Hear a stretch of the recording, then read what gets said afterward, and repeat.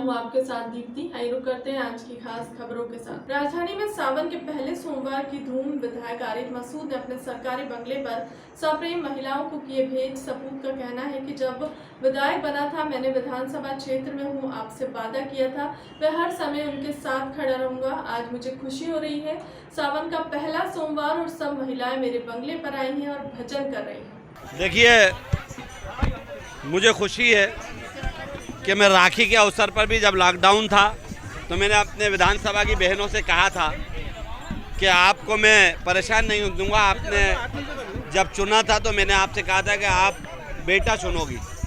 तो जिन भाइयों के लिए, जिन बहनों के लिए भाई था, उन माओं के लिए बेटा भी था। तो मैंने उस समय भी कर्तव्य पूरा करा। आज मुझे लगा कि सावन का पहला सोमवार है और मैं अपने इलाके से जो भजन मंडलियाँ मेरी विधानसभा में, मेरी बहनें माएँ, मैं अक्सर जब इलाकों में घूमता हूँ तो इनके पास कई चीज़ों की सामान की कमी देखता था। तो मैंने इनसे कहा था कि मेरा वादा है, मैं आपको ज़रूर ये तोहफ़ा दूंगा। तो मुझे खुशी है कि आज सावन के पहले सोमवार को इस खुशी के साथ मनाते हुए कि ये कोरोना भी समाप्त हो गया और अब ये समाप्ति रहेगा और देश में और शहर में उन्नति और खुशियाँ आएंगी, इसी स्लोगन के साथ मैंने ये तोहफ़ा अपने विधानसभा की भजन मंडलियों को दिया है। और दृश्य आप देख रहे हैं, इन बहनों की, इन माओं की खुशी देखकर एहसास होता है कि वाकई में हम एक अच्छे माहौल में, एक अच्छे परिवेश में जिस तरह भोपाल को ले जाना चाहते हैं उस तरफ ले जाने आगे बढ़ रहे हैं। गृह और जेल मंत्री डॉक्टर नरोत्तम मिश्रा ने कहा, सावन का पहला सोमवार है, सभी को शुभकामनाएं हैं। कारगिल दिवस पर भी शहीदों को नमन। कोरोना के क्षेत्र लगातार सुधार हो रहा है। आज प्रदेश में 6 मामले आए हैं, 11 लोग ठीक हुए हैं, 142 एक्टिव केस हैं, 1000 टेस्ट किए गए हैं। रिकवरी रेट 98.6 है। स्कूल आज से 50% के हिसाब से खुले गए हैं, आगे और भी बढ़ा दिए जाएंगे। आज सावन का पहला सोमवार, सभी को शुभकामनाएं, शुभ मंगलमय। कारगिल दिवस, शहीदों को नमन, उनके चरणों में श्रद्धांजलि। कोरोना के क्षेत्र में आज भी हम राहत के साथ हैं। कुल 6 मामले मध्य प्रदेश के अंदर कोरोना के आए हैं। 11 लोग ठीक होकर अपने गंतव्यों की ओर गए हैं। 142 एक्टिव केस पूरे मध्य प्रदेश में बचे। जैसा हमने पूर्व में कहा था कि 70,000 के आसपास हम सैंपल रोज लेंगे और कोरोना के फन को कुचलते रहेंगे। कल भी 71,661 हमने सैंपल मध्य प्रदेश में लगी। संक्रमण दर को अगर हम देखें तो 0.008% रह गई और ठीक होने की दर हमारी 98.6 आज भी बनी हुई है।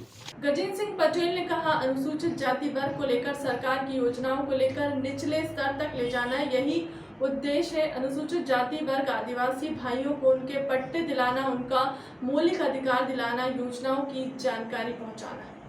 कल भारतीय जनता पार्टी अनुसूचित जनजाति मोर्चे की बैठक भी थी, जिसमें मध्य प्रदेश की सरकार जो जनजाति वर्ग के लिए जो काम कर रही है उसको लेकर नीचे तक पहुंचाना, ये मुख्य उद्देश्य था। क्योंकि अब पहले सरकार सिर्फ योजनाएं बनाती थी, क्रियान्वयन करती थी, पर अब संगठन नीचे तक सरकार की योजनाओं को ले जाए, उसके लिए काम करने के लिए मोर्चे की महत्वपूर्ण बैठक की गई थी।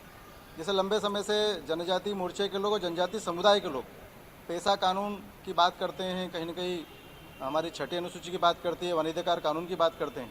इस प्रकार के कई चीज़ों पर महत्वपूर्ण चर्चा हुई, जिसको लेकर हमारी सरकार भी काम कर रही है। और इस वनवासी क्षेत्र में रहने वाले सभी जनजाति समुदाय को लिए वनों में किस प्रकार से अधिकार मिल पाए, क्योंकि सबसे पहले वनों में अधिकार देने की बात हमारी भारतीय जनता पार्टी की सरकार ने करी, वनाधिकार पट्टे देकर करी। अब सामुदायिक वनाधिकार का कानून भी लागू कर दिया गया। और मैं आपके माध्यम से देश की सरकार और देश की सरकार के जनजाति मंत्रालय और वन फॉरेस्ट मंत्रालय दोनों का जॉइंट एक कम्युनिकेट हुआ है, जिसमें ये हुआ है कि वनाधिकार के पट्टे के साथ में सामुदायिक वनाधिकार के पट्टे भी देने का कानून एक पास हुआ है, जिससे ज़्यादा से ज़्यादा जनजाति लोगों को उसका लाभ मिलेगा। इसको लेकर नीचे तक हमने कल रणनीति बनाई, जिसको लेकर हमारा मोर्चे के हमारे जनप्रतिनिधि, हमारे विधायक, हमारे सांसद इसको लेकर हम डिमांड भी करेंगे और हमारा कार्यकर्ता नीचे काम भी करेगा। फिलहाल के लिए अब तक की खबरों में इतना ही। देश दुनिया की तमाम बड़ी खबरों के लिए बने रहे हमारे चैनल के साथ। नमस्कार। चाहे कोई कानों पर हाथ रख ले या फिर दिल पर पत्थर या फिर आंखों पर पट्टी ही क्यों ना बांध ले, लेकिन हम हमेशा जनता की तकलीफों को समझते हैं और कभी चुप नहीं बैठते। हमने हर वो मुद्दा उठाया जो आम आदमी से जुड़ा है। हमने इन विषम परिस्थितियों में भी प्रशासन को हमारी बात सुनने पर और लोगों की परेशानियों का हल निकालने पर मजबूर किया। हमारी आवाज न कभी रुकी है न थमी। सच कहने का साहस और